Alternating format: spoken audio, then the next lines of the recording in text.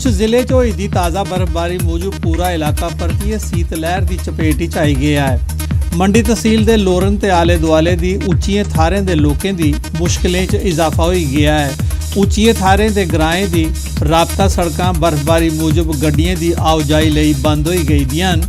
लोकें गी जरूरी कामकाज लई बर्फू कन्नै भरोची सड़कें उपर पैदल गै चलने की मजबूर होना पवरदा है। सड़कें उपरा बर्फ ढाने का काम अजें तोड़ी शुरू नहीं हो सकिया है। देखिए सर, बात ऐसे है कि ये आज से पहले भी हमने डी साहब को डिस्ट्रिक्ट एडमिनिस्ट्रेशन को बताया था कि यहाँ बर्फबारी का मौसम है, तो यहाँ हर किस्म की ये जो जैसे राशन है, बिजली, पानी वगैरह के इसका ज़्यादा ख्याल रखें। तो आज बर्फ़ पड़ी है, आपने पीछे भी देखा होगा, यहाँ गाड़ी नहीं चलती, रास्ता बंद है, राशन नहीं है, बिजली नहीं है, पानी नहीं है, मतलब बहुत बुरी पोजीशन है। मतलब इसकी इस इलाके में बड़ी परेशानी है। इतनी परेशानी है कि हद से ज़्यादा। यहाँ कोई गाड़ी का इंतज़ाम नहीं है, कोई मशीन नहीं है, यहाँ राशन नहीं है, यहाँ पानी का मुश्किलात है, बिजली की मुश्किलात है, हर तरह की मुश्किलात है। रोड जो है वो ख़राब है हमारी, जिसमें बड़ी मुश्किल से गाड़ियाँ चलती हैं, हादसा आते हैं। पीछे भी एक्सीडेंट हुआ, हर वक्त इस गाड़ी की यहाँ की टेक्निक। सेंट्रल यूनिवर्सिटी राया जम्मू के छात्रें JNU च होई दी घटना के खिलाफ प्रोटेस्ट मार्च कढ़िया। उन्हें मांग की जे इस घटना लई जिम्मेवार लोगों खिलाफ केंद्र सरकार सख्त कार्रवाई करे। अगर एक स्टूडेंट किसी भी कॉलेज के अंदर वहाँ पे अपनी रजिस्ट्रेशन कराना चाहता है किसी कोर्स के अंदर, तो वो उनका एक स्टूडेंट का पूरा हक है, किसी भी कोर्स के अंदर वो अपना रजिस्ट्रेशन करा सकता है। अगर ये अपनी डिक्टेटरशिप ऐसे ही हर एक यूनिवर्सिटी में चलाते रहेंगे तो वो दिन दूर नहीं होगा कि जब स्टूडेंट्स को इनके मुताबिक अपने आप को चलाना पड़ेगा। तो हम यही चाहते हैं कि वो वहाँ पे जो स्टूडेंट्स थे जिन्होंने उन स्टूडेंट्स के साथ अत्याचार किया है उनको पनिशमेंट मिले। जम्मू कश्मीर च नदियां ते नाले च रेत ते बजरी की निकासी उपर लाई गई दी रोक के खिलाफ सांबा च ट्रैक्टर ट्राली ते टिप्पर मालकें आसिया विरोध प्रदर्शन किया गया। विरोध प्रदर्शन की अगवाई Jammu Kashmir National Panthers Party के सीनियर लीडर राजेश पटगोत्रा होरें की। उन्हें आख्या जे इस रोक मूजब बड़ी गिनतरी च लोग बेरोजगार हो गए हैं। उन्हें रोक ढाए जाने की मांग की। 1.5 महीने का ਜਿਹੜਾ ਰੇਤਾ ਬਜਰੀ ਦਾ ਉੱਪਰ ਬੈਨ ਲਾਇਆ ਸਰਕਾਰ ਨੇ, ਇਹ ਸਾਨੂੰ ਕੀ ਕਲੀਅਰ ਕਿ ਨਹੀਂ ਉਹ ਆਦਾ ਕਿ ਇਹ ਠੇਕੇਦਾਰ ਦੀ ਮਿਲੀ ਭਗਤ ਹੈ, ਇਹ ਪ੍ਰਸ਼ਾਸਨ ਨਾਲ ਲਾਇਦਾ ਜਾਂ ਕੁਨਾ ਲਾਇਦਾ। ਅਸੀਂ ਆਖਣਾ ਚਾਹੁੰਦੇ ਹਾਂ ਕਿ ਜਿੰਨੇ ਵੀ ਇਹ ਲੋਕ 200 ਦੇ ਕਰੀਬ ਟਰੈਕਟਰ ਦੇ ਮਾਲਕ ਔਰ ਉਹਦੇ ਕੰਨੇ ਕੰਮ ਕਰਨ ਵਾਲੇ ਲੋਕ ਔਰ ਬਾਕੀ ਜਿਹੜੇ ਆਮ ਲੋਕ ਨੇ ਜਿन्हें कि ना रेता मिला करती ना बजरी मिला करती और अज ब्लैक का बिच रेता मिला करता 2,500 की ट्राली जी है वो रेता मिला करता लोगों की, गरीब लोगों की 3,000 4,000 रुपए की बजरी मिला। मजदूर दस्तकार यूनियन उधमपुर आसिया विश्वकर्मा टैंपल MH चौक उधमपुर विरोध प्रदर्शन किया गया। वो मांग करा करते हैं जो मजदूरों के बच्चों के ब्याह कारज ताईं 25,000 रुपए ते फ्री एजुकेशन दी जा। उन्हें लेबर रजिस्ट्रेशन कार्ड भी तौले जारी करने की मांग की। मैं गवर्नर साहब करना, गवर्नर साहब के शुक्रिया अदा भी करना कि जेड़ा उन्हें 1,20,000 जी पेंशन की जी साड़ियाँ 3-4 लाख जड़ियाँ वो मंजूरी दी है। तो मैं गवर्नर साहब कन्नै अपील करना चाहना कि मेहरबानी करी जी स्कीम 5,000 वाली है, इसी स्कीम में ही जल्दी को जल्दी जी है शुरू की जा। और जो बकाया स्कॉलरशिप है जो ये गवर्नर साहब जल्दी को जल्दी इन्हें लोगों जगह मिल। J&K academy of art culture and languages आसिया पंजाबी शिराजा के 50 बरे पूरे होने पर KL सहगल हाल जम्मू च गोल्डन जुबली समारोह का आयोजन किया गया। इस मौके छापे गए दे निबंध संग्रह ते 2008 च छापे गए दे गुरु ग्रंथ साहब का परतिए कढ़े गए दा प्रिंट रिलीज़ किया गया। इस मौके पंजाबी के लिखारी ते साहित्य प्रेमियों समारोह च शिरकत की।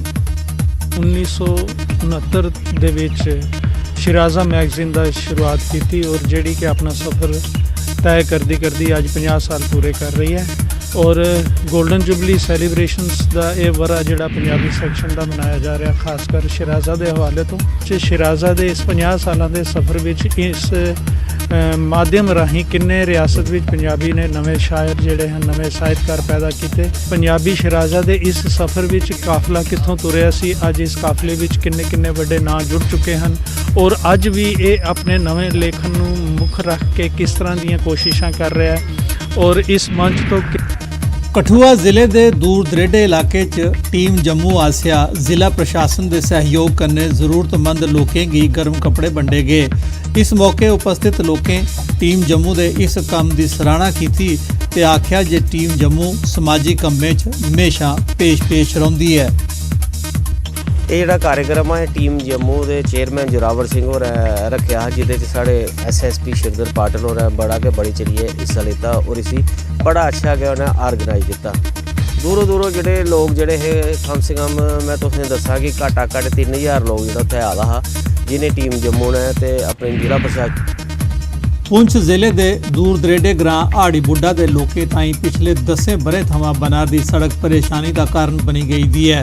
एक तो अजे तोड़ी सिर्फ कटाई का काम के चला रहा है, दूआ सड़क की कटाई मूजब पानी का रुख लोगों के घरें खेतरें मसीत ते कब्रस्तान बक्खी मोड़े जाने करी लोगों की बड़ी मुश्किलें का सामना है। लोकें मुतलका एजेंसी शाह मांग की है जे वो सड़क का काम तौले मुकम्मल करे ते पानी शाह होने वाली परेशानी का नबेड़ा करे। जितने भी रास्ते थे दाएं बाएं जाने के, ज़मीन के अंदर या मकान के अंदर या मस्जिद के अंदर या कब्रिस्तान के अंदर जाने के, वो सब रास्ते जो है कट चुके हैं और दाएं बाएं का जितना भी पानी है वो मस्जिद के कब्रिस्तान के अंदर लगा हुआ है। यहाँ तक कि अगर हमारे मोहल्ले में कोई मर जाए, जनाजा उठाना पड़े तो उसके लिए परेशानी हो जाती है, भाई कब्रिस्तान में जाने का रास्ता कौन सा है।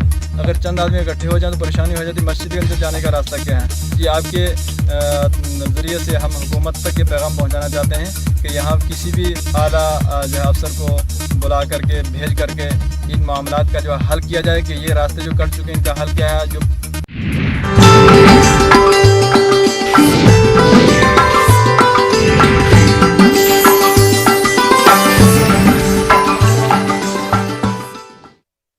एक हफ्ता अच्छे हॉस्पिटल में मतलब लाखों का बिल। ऑफिस का health 16 channels, 15 languages, 26 states, 1200 plus reporters, 66.9 crore viewers. India's largest news network, News 18 Network.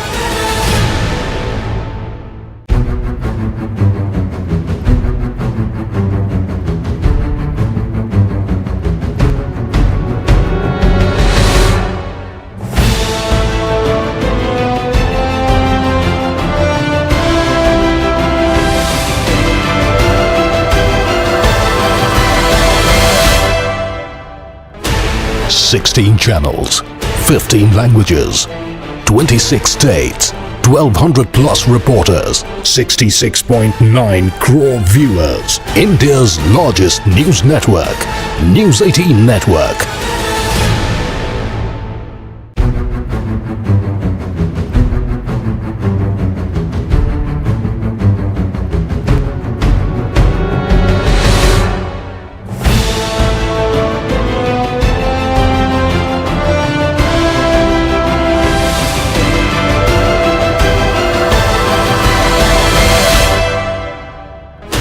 का कातिलाना हमला।